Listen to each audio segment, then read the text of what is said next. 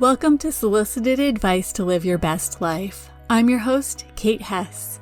You're in the right place if you're tired of feeling stressed, anxious, and overwhelmed, or if your critical inner voice is the loudest voice in your head. Join me each week for actionable, healthful, and healing habits based in mental and emotional hygiene practices to help you turn your self-criticism into self-love. And along the way, bring more freedom, serenity, resilience, and joy into your life. I'm a mental and emotional hygiene coach, and I'm thrilled to join you each week to answer your questions and help you live your best life. Hi there. Thank you for joining me for today's episode. Today's questioner asks, I've got so many people relying on me for so many things, and it's just exhausting. But it's really hard for me to say no to anyone or anything. Where do I go from here? I'm all too familiar with this struggle. For many years, I was the people pleaser, caretaker, perfectionist who was constantly taking on more and more and more to make sure everyone was taken care of and everything was done perfectly. And it was exhausting. At first, I survived on my reserves. Once those were depleted, I turned to energy drinks.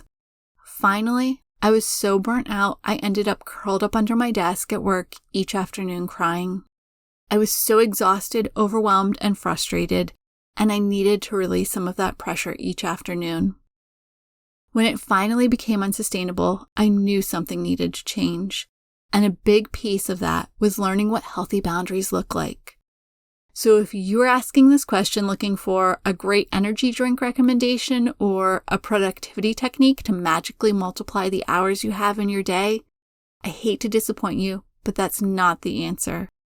The key is learning how to start saying no, because there are only 24 hours in a day, and you have a limited amount of energy. And at some point, the diminishing returns on those productivity techniques and caffeinated beverages become inconsequential. This is a really big topic, but there are two key points I want to cover today. The first is every yes is also a no. The second is the question of who and what you're actually responsible for. Let's tackle the idea that every yes is also a no first. When you say yes to something, you're saying no to anything else you could have used that time, energy, or other resource for. Let's look at a really tangible example. Imagine you receive a $50 Amazon gift card. You look at your wish list and are torn between a waffle maker and sheets for your bed. Both cost $50. If you say yes to the waffle maker, you're saying no to using that gift card for the sheets, and vice versa. Maybe you want both of them, so you decide to use money from your weekly budget to buy them both and give up your fancy morning coffee for the week. Again, yes to purchasing both is a no to your coffee. Now let's think about your time. When you say yes to helping a coworker finish their last-minute project, that means saying no to anything else you'd be doing with that time. If you're working late, it means you won't be able to get to the yoga class you'd planned on or be home to make dinner or spend time with your kids before they go to bed.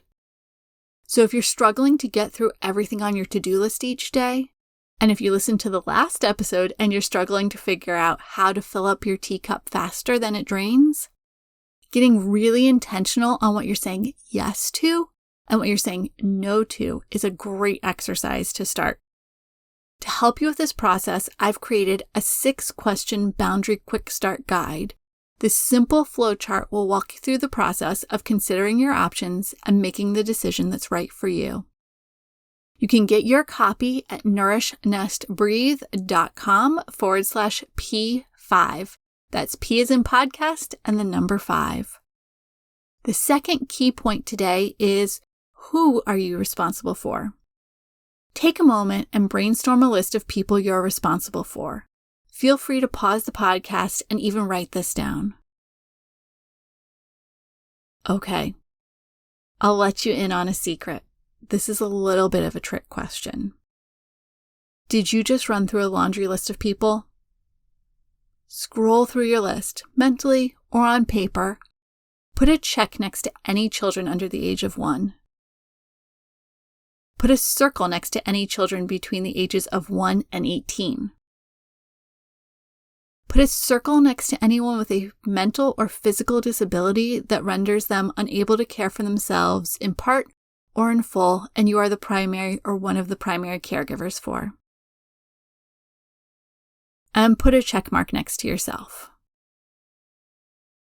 Anyone left on your list? Cross them off. Those people with the checks, those are the only ones you are 100% responsible for. The circles, those are people who may need your support and are either learning to develop boundaries and care for themselves, or perhaps don't have the capacity to fully care for themselves.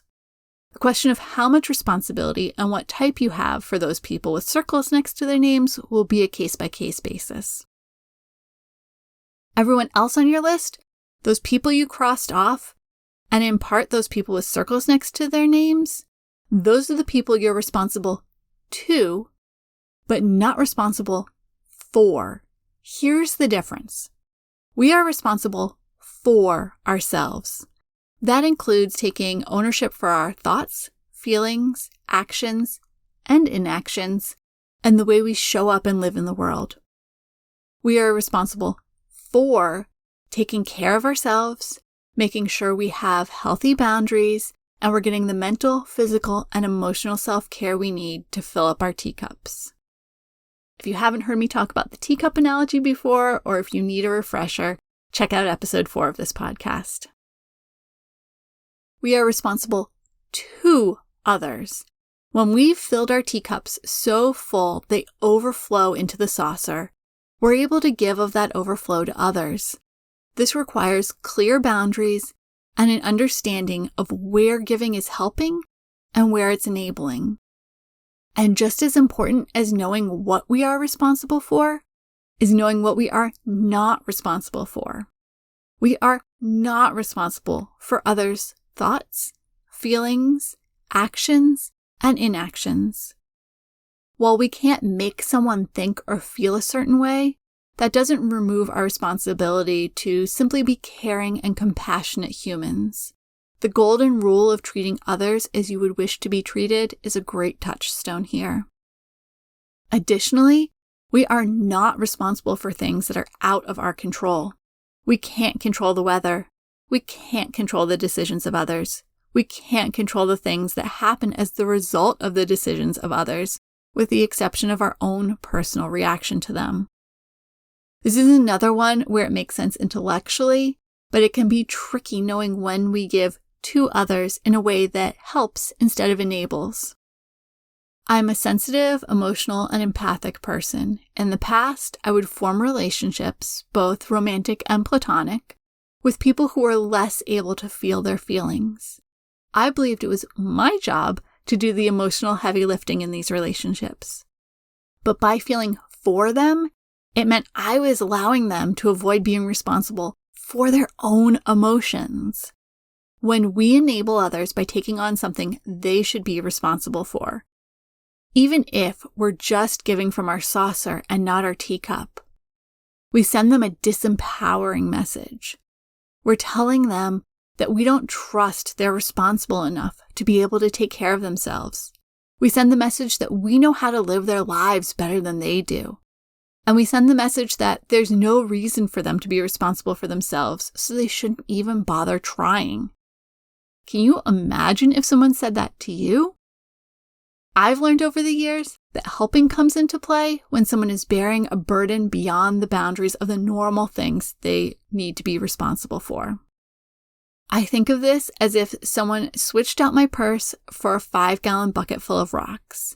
That bucket would be more weight than I could be expected to carry over my shoulder on a daily basis. Helping often requires holding space rather than trying to solve problems. Picture how you would support a friend who is just ending a long-term relationship. You would lend a listening ear and a caring shoulder. You wouldn't create a dating profile for them on Tinder. It can be hard to step back and allow someone you have previously taken responsibility for to take responsibility for themselves. They might struggle. They might flounder. but often we can't start swimming back to the surface of the ocean until our feet have touched the bottom. What a disservice you would be doing keeping them suspended just off the bottom of the ocean floor, never giving them the chance to reorient themselves and swim for the surface. Let's quickly review. Each time you say yes to something or someone, you're saying no to anything else you could use that time, energy, or other resource for. And you are responsible for yourself. We are each responsible to each other. That means giving of the resources, mental, physical, and emotional, only beyond what we need to keep ourselves happy, healthy, and balanced to others.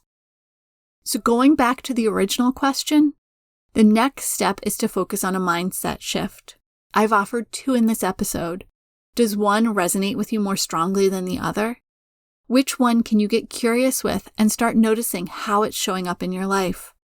How can you start shifting the way you approach the requests and needs of others to reserve a little more energy for yourself to start refilling your teacup? While this sounds pretty simple in theory, in practice there can be a lot of stories that start coming into play. If you listened to the first episode of this podcast, you know that one of my stories was that everyone else's needs were more important than my own. I needed to recognize that first as a myth, and then release it in order to begin to start creating healthy boundaries.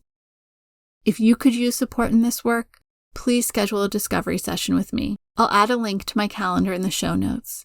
Let's start the conversation by creating some clear action steps for constructing healthy boundaries that are specific to you and your life. And if you'd love to dive in on your own, check out my quiz, which will guide you through determining how strong your boundary muscle is right now, and offers a custom boundary building plan for where you are. You can check out that quiz at nourishnesbreathe.com/quiz. I'll add a link to that in the show notes as well. Thank you so much for joining me today for this episode. Please hit subscribe wherever you receive podcasts. If you've got a question that you'd love to hear addressed on a future episode, please submit it using the form on my website at nourishnesbreathe.com/podcast. I'll include that link in the show notes. And remember, living your best life isn't about changing your life. It's about changing the way you show up for your life. Thank you so much for joining me for this episode of Solicited Advice to Live Your Best Life. If you enjoyed this episode, please take a moment to leave a rating and review wherever you subscribe to your podcasts. Your rating and review makes it possible for other people just like you to discover this podcast. And don't forget to check out all of my free resources at nourishnesbreathe.com/resources. I'm sending you a great big hug. You've got this.